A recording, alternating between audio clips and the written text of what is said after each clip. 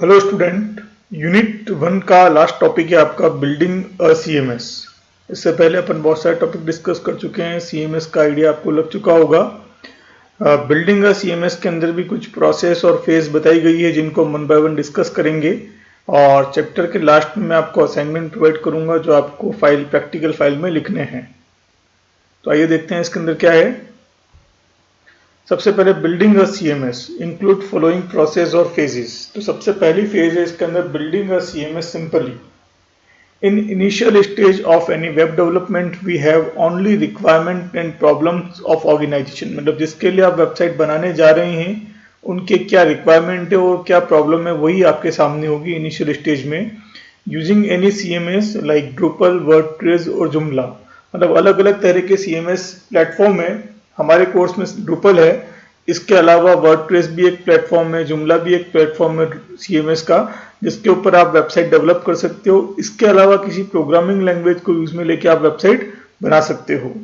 In simple building we have pre defined structure and layout as per the requirement of organization और customer. तो जब भी हम बहुत सिंपल वे में किसी वेबसाइट को डेवलप करेंगे तो वेबसाइट डेवलपमेंट के लिए ऑर्गेनाइजेशन आपको प्री डिफाइंड लेआउट या स्ट्रक्चर तैयार करके देगा। सेकंड फेज दे रखा है what are the content markup languages. मतलब आप वेबसाइट डेवलपमेंट के लिए कौन सी मार्कअप लैंग्वेज यूज में लोगे। तो किसी भी सीएमएस को इम्प्लीमेंट करने के लिए बहुत सारे कलेक्शन अवेलेबल है, जैसे HTML, XML और भी बहुत सारी मार्कअप लैंग्वेज अवेलेबल है। But we have to identify the need of customer और ऑर्गेनाइजेशन। मतलब हमें कस्टमर की आवश्यकता या रिक्वायरमेंट को पता लगाना है और उसके अकॉर्डिंग अपना प्लेटफॉर्म सेलेक्ट करना है कि उनकी जो रिक्वायरमेंट है उसका बेस्ट सॉल्यूशन आप किस प्लेटफॉर्म पे दे सकते हो, है ना। जैसे मान लो मैं मानता हूं कि बेस्ट सॉल्यूशन ड्रूपल में दे सकता हूं तो ड्रूपल में दूंगा। मुझे लगता है ड्रूपल में काम पॉसिबल नहीं है मुझे, तो इसके लिए जावा लैंग्वेज का यूज करना पड़ेगा, तो जावा लैंग्वेज का यूज करेंगे। तो वो डिसाइड करना डिपेंड करेगा कस्टमर की रिक्वायरमेंट क्या है, क्या नीड है कस्टमर की, उसके आधार पर आप डिसाइड करोगे कौन सी लैंग्वेज या प्लेटफॉर्म आप यूज में लोगे। After deciding this web development, मतलब आप जब ये चीज डिसाइड कर दोगे तो उसके बाद आपका वेब डेवलपमेंट का काम बहुत ही आसान हो जाएगा और आप वेबसाइट की मेन फंक्शंस और लॉजिक्स पे क्या करोगे, फोकस कर पाओगे। फिर रखा कंटेंट मैनेजमेंट। कंटेंट मैनेजमेंट का मतलब यह है कि आपने पहले भी देखा है बहुत सारे अलग अलग तरह के कंटेंट किसी भी वेबसाइट के अंदर होते हैं, तो उसको कैसे मैनेज किया जाए।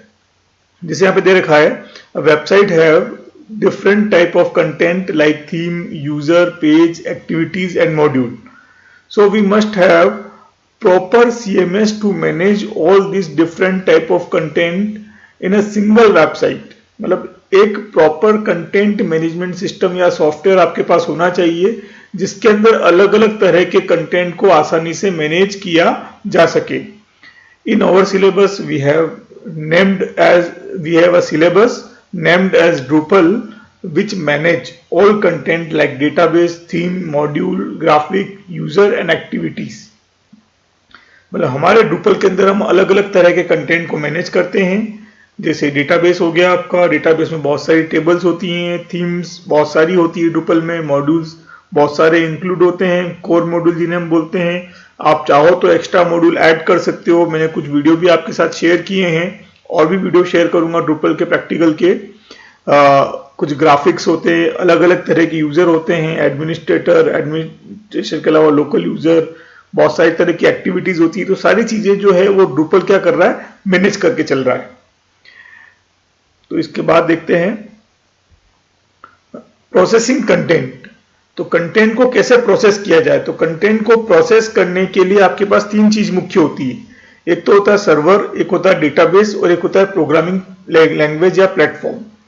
तो इन तीनों को यूज में लेके हम किसी वेबसाइट के कंटेंट को क्या कर सकते हो, प्रोसेस कर सकते हो या क्रियान्वित कर सकते हो।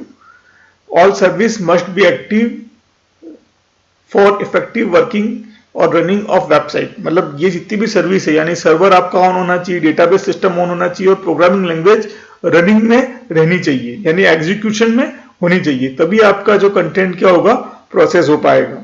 इन Drupal we can run offline service using XAMPP, WAMP और LAMP। मतलब तीन अलग अलग सर्विस के नाम दे रखे हैं यहाँ पर, जिसके अंदर हम Drupal की वेबसाइट को रन कर सकते हैं। तो XAMPP का मतलब क्या होता है, XAMPP लैम्प और वैम तीनों में AMP तो क्या आपका कॉमन है। ए होता है अपाचे एक सर्वर है जो वेबसाइट की सर्वर सर्विस प्रोवाइड करता है। एम MySQL डेटाबेस को मैनेज करता है और PHP जो है वो प्रोग्रामिंग लैंग्वेज को मैनेज करने का काम करता है। अब XAMPP क्या है, किसी भी ऑपरेटिंग सिस्टम पे आप चला सकते हो। वैम जो है सिर्फ विंडोज पे चलता है और लिनक्स के लिए हम क्या करते हैं, लैम्प का यूज करते हैं। तो तीनों अलग अलग तरह के ऑपरेटिंग सिस्टम का यहाँ पे मैंने आपको डिस्क्रिप्शन दे रखा है। XAMPP यानी एनी ऑपरेटिंग सिस्टम, W यानी विंडोज ऑपरेटिंग सिस्टम और L यानी लिनक्स ऑपरेटिंग सिस्टम। तो बाकी सारी सर्विस क्या है, कॉमन है। सर्वर आपका तीनों में कॉमन है, डेटाबेस तीनों में कॉमन है और प्रोग्रामिंग लैंग्वेज तीनों में कॉमन है। नेक्स्ट दे रखा है building management system. For any CMS website we have a dashboard panel by which we can manage all service of website। मतलब डैशबोर्ड का मतलब आपने अगर वीडियो देखा होगा तो जैसे ही अपन एडमिन लॉगिन करते हैं तो ऊपर एक ब्लैक कलर की स्ट्रिप आती है ड्रूपल में, जिसके द्वारा आप सारी वेबसाइट के कंटेंट को मैनेज कर सकते हो। आपको कोई नया कंटेंट ऐड करना है, किसी मॉड्यूल में जाना है, किसी थीम में जाना है, तो वो सारा उस ब्लैक स्ट्रिप के थ्रू क्या हो रहा है, कंट्रोल हो रहा है। तो हर एक CMS में अलग अलग तरह के क्या होते हैं, डैशबोर्ड होते हैं, जिसके द्वारा उस वेबसाइट को आप क्या कर सकते हो, मैनेज कर सकते हो, है ना। तो मैनेज करने के लिए हम क्या बना रहे हैं, डैशबोर्ड बना रहे हैं। और डैशबोर्ड हमेशा एडमिनिस्ट्रेटर लॉगिन में दिखाई देता है, लोकल यूजर या अन्य यूजर की लॉगिन में नहीं दिखाई देगा, क्योंकि एडमिनिस्ट्रेटर यूजर ही वेबसाइट के अंदर चेंजेस कर सकता है। In Drupal dashboard appear on the top side in a black strip.